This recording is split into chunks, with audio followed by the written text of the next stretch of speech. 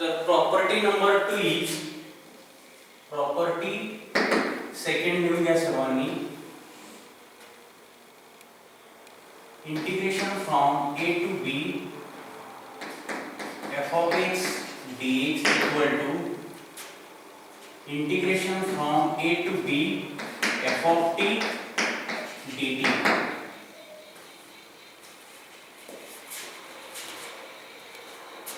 तर बघा याचं प्रूफ.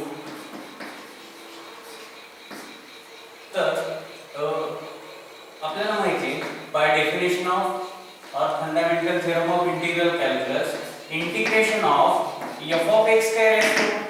कोण सांगेल. Integration of f of x is phi of x. बरोबर. मग स्टेप फर्स्ट ला आपण LHS फाइंड करूया. काय LHS काय दिली. LHS is integration from a to b f of x dx. मग काय आहे f of x चे इंटिग्रेशन माहिती आपल्याला. काय phi of x. here upper limit is b, lower limit is a. मग फाइंड कसं करतो आपण. Definite integral x is replaced by upper limit म्हणजे जी phi of b minus x is replaced by lower limit म्हणजे जी phi of a. याला म्हणूया equation number 1. ठीक आहे. मिळाले आपल्याला LHS. सिमिलरली स्टेप 2 ला काय करूया. RHS फाइंड करूया.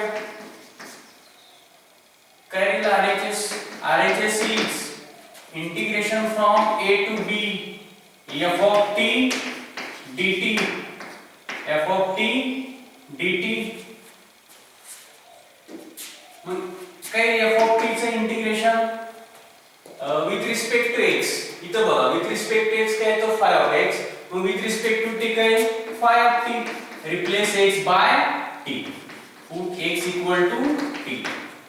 विथ रिस्पेक्ट टू x काय तर phi of x. बघा इथं आले काय f of x चे इंटिग्रेशन phi of x. मग विथ रिस्पेक्ट टू t काय phi of t. बरोबर. Upper limit is b, lower limit is a. मग जसं x is replaced by upper limit minus x is replaced by lower limit तसंच काय होईल इथं. t is replaced by upper limit minus t is replaced by lower limit म्हणजे जी phi of b minus phi of a. Say equation number 2 ही मिळाली आपल्याला RHS. बघा बरं LHS ची व्हॅल्यू आणि RHS ची व्हॅल्यू सेम आहे. व्हॅल्यू सेम आहे म्हणजे LHS equal to RHS. Then what is step number 2 is, sorry 3 is from 1 and 2. From 1 and 2 LHS equal to RHS. Value same आहे म्हणजे LHS equal to RHS. Therefore integration from a to b f of x dx is equal to integration from a to b f of t dt. f of t dt. तर ही झाली आपली property number 2. म्हणजेच definite integral is invariant of parameter. जरी आपण parameter change केला तरी value बदलत नाही. म्हणजे जिथे आपण एक नोट लिहून घेऊ शकतो. Definite integral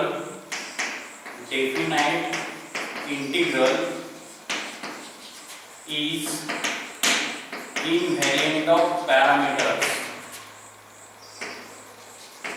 Invariant of parameter.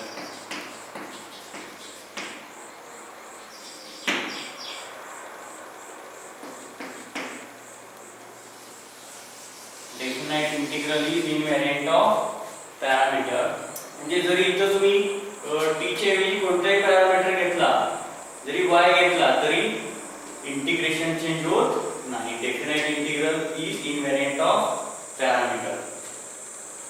तर सर्वांनी सेकंड प्रॉपर्टी लिहून घ्या आणि जर कोणाला काही समजलं नसेल तर विचारा.